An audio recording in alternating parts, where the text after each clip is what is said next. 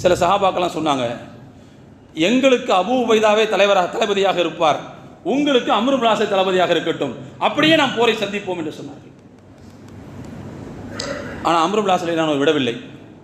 இன்னமா அன்தும் உம்தித்து பிக்கும், நீங்கள் எனக்கு உதவி செய்வதற்காகத்தான் அனுப்பப்பட்டிருக்கிறீர்கள்.